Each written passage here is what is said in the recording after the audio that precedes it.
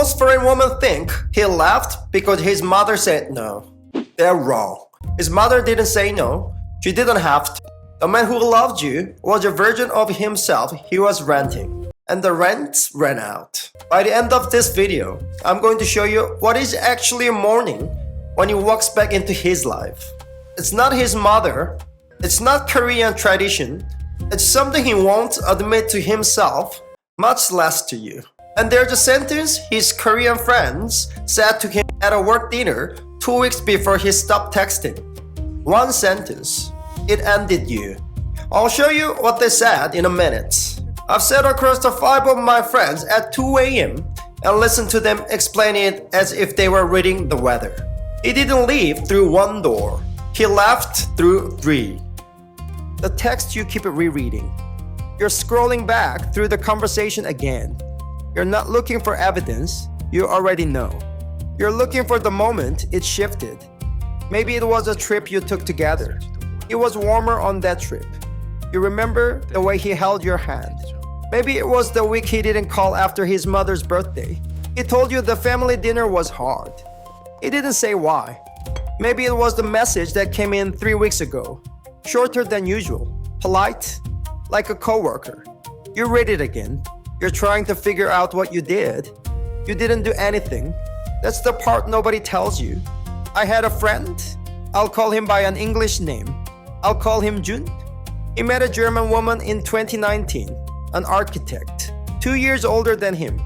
She used to laugh at his jokes before he finished them. He told me once, at 2 a.m. at a street tent in my city, that she was the first person he had ever met who didn't make him feel tired. He went back to her 3 times in 18 months. He learned to make her grandmother's pasta. Badly. He texted me photos. Then in autumn 2021, he went home for the harvest holiday. The week-long Korean family holiday where everyone goes back to their parents' house. He came back from that holiday. He didn't go back to Berlin.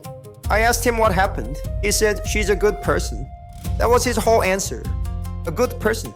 Past tense. Closed file. I want to admit something. I sat at that street tent and I didn't push back. I didn't say, go back to Berlin, don't lose this one. I let him say she's a good person and I let it close. I'm not a good friend to my friends. I'm a witness.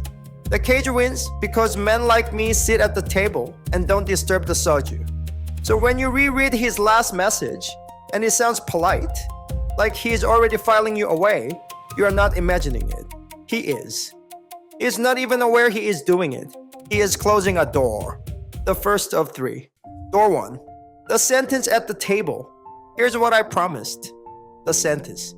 2 weeks before Jun stopped going to Berlin, he had dinner with 3 Korean friends. Halfway through the second bottle of soju, the oldest friend at the table said this. You can't actually live with that woman. I want you to focus on one word. Actually. In Korean, the word for actually doesn't just mean real. It means long-term. It means the version that counts. It means after the honeymoon, after the children, after the family dinners, where everyone is exhausted. The friend wasn't saying she's not good enough. He was saying she's fine for the version of you that's playing right now, not for the version that has to actually exist. And here's what's brutal. Jun didn't disagree. He took a shot of soju, laughed, and changed the subject. And in that split second of not arguing, he started to leave her. Korean men over 32 have an extraordinarily small social world. By their 30s, they've already locked in their permanent friend group, mostly from college, from their first job, from the years before they could choose. These men are his oxygen. They are how he confirms he is still a man in good standing. When they start, slowly, gently, to withdraw their approval, not by criticizing you, but by not asking about you, he starts to feel the air thinning.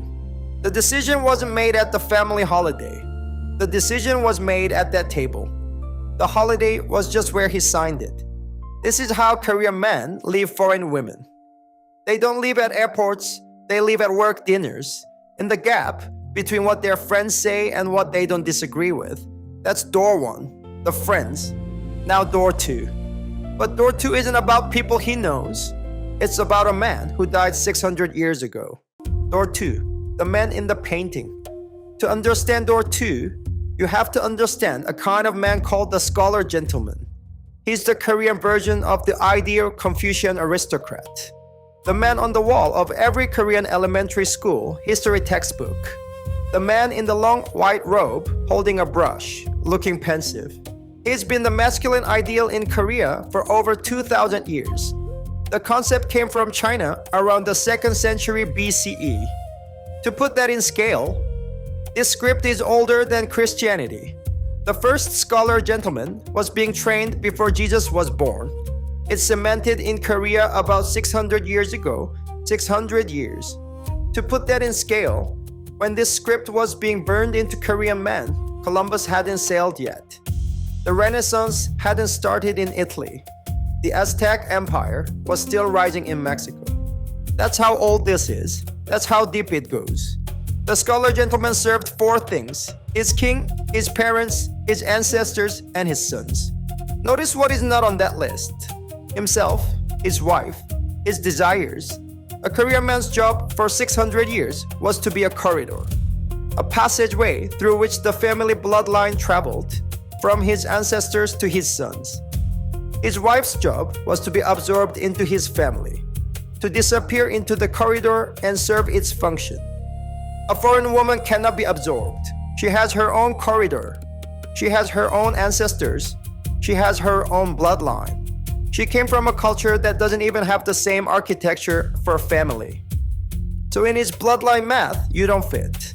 Not because you're not enough, because you're a different shape. Korean men in their 30s, even ones who say they don't want children, carry their unborn son like a ghost. Sometimes a daughter, but more often a son. The bloodline math runs male in Korean men's heads, even when they consciously reject it. He thinks about his future kid going to elementary school. He thinks about the kid being asked the question every Korean kid gets asked. Where is your mom from? He thinks about that kid trying to explain. He thinks about his own mother holding a grandchild she can only half talk to. And then quietly, somewhere in the back of his mouth, he tastes the word exhausting. That word, exhausting, doesn't come from him. It comes from the man in the painting. He inherited the word the same way he inherited his last name. That's door 2, the dead man. But door 2 on its own doesn't close anything. The scholar gentleman has been dead for centuries. He needs a delivery system to reach a Korean man in 2026. That delivery system is door 3. And door 3 is the one nobody talks about. I'll show you next. Door 3. Here's the door that surprised me when I started watching it work. You assumed his mother's disapproval would sound like no. It doesn't. Korean mothers, especially the generation now in their late 60s and 70s, do not say no to their adult sons about love. They wait. She didn't ask about you for 6 months, then 8. When he mentioned your name at the family dinner, she didn't react. She passed the side dishes. She asked about his cousin's promotion. That silence has a weight foreign women cannot calibrate. Korean men feel that silence the way you feel a fever.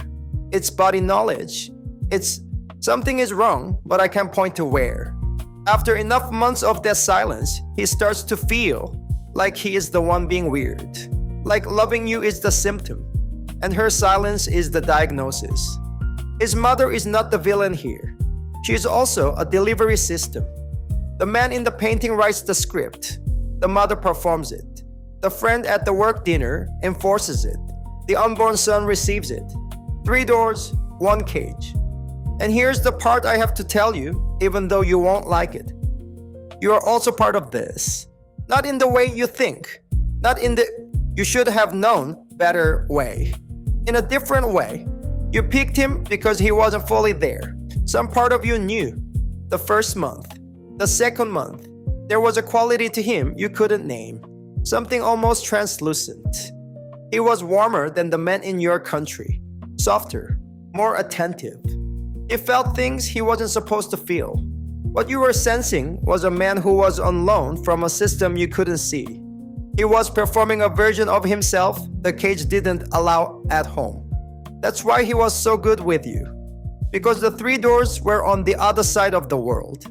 When the doors came back into range, when he flew home, when his friends started withdrawing, when his mother stopped asking, that performance got expensive. He couldn't sustain it, so he closed the file. The man you fell in love with did exist. For 6 months, for a year, he was real, but he was renting. And here is the harder part. You were renting too. You weren't loving him as a career man. You were loving the version of him the doors couldn't reach. The version that was free for a season. You also chose the gap. You also chose the man who was outside his own life. That is not a flaw. That is a clue. But there's one more thing about all of this. Something his Korean wife is going to find out the hard way. I'll show you next. What his Korean wife actually got. People assume the Korean woman who eventually marries him won. She didn't. She just signed the lease earlier.